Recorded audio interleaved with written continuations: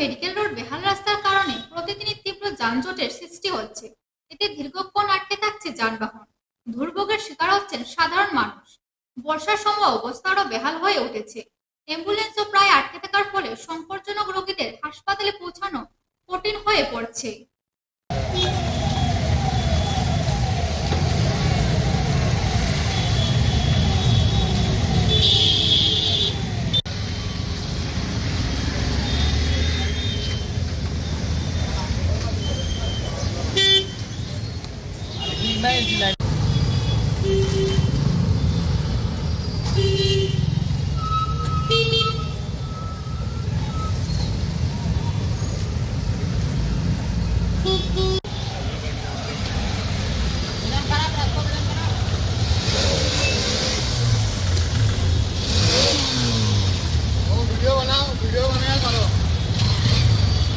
দুটি গুলি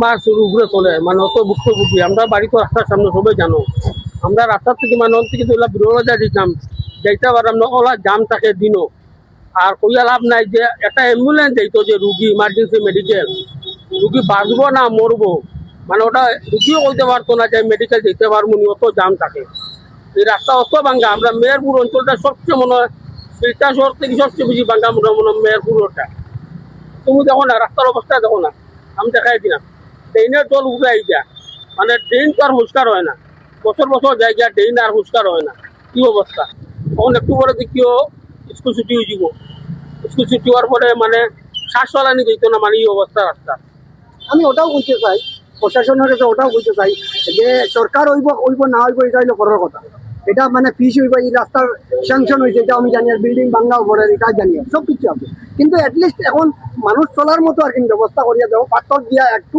এই গর্তগুলো বন্ধ করলে ট্রাফিকগুলো স্লো হইতো ট্রাফিক স্লো হইলে জাম লাগে অ্যাম্বুলেন্স আটকা পড়ে ও কথাটা আমি কইতে চাই বারবারও যে অ্যাটলিস্ট এই গাতাটা বন্ধ করবে ফিস হইব রাস্তা বড় হইব এটা হলো বাদর ম্যাটার এটা হলো স্যাংশন হয়েছে এটা হলো বড় ম্যাটার এখন আপাতত মানুষ চলার মতো একটা ব্যবস্থা করিয়া দেওয়া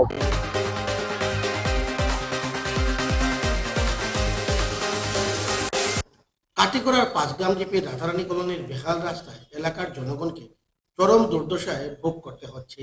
এলাকার 106 বছর বয়সী এক বৃদ্ধা মারা যান।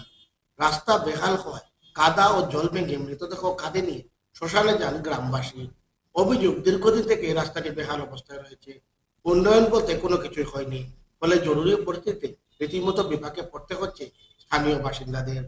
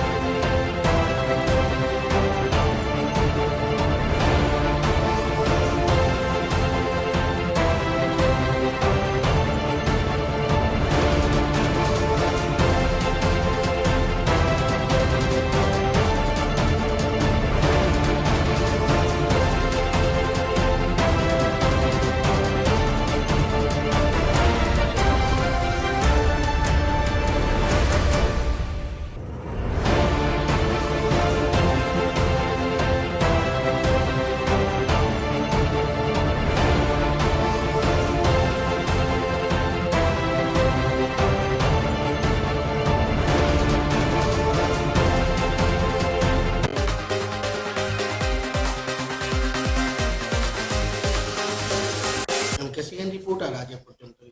আগামী আপনাদের সঙ্গে আবার দেখা হবে একই সময় একই চ্যানেলে। নমস্কার। নমস্কার।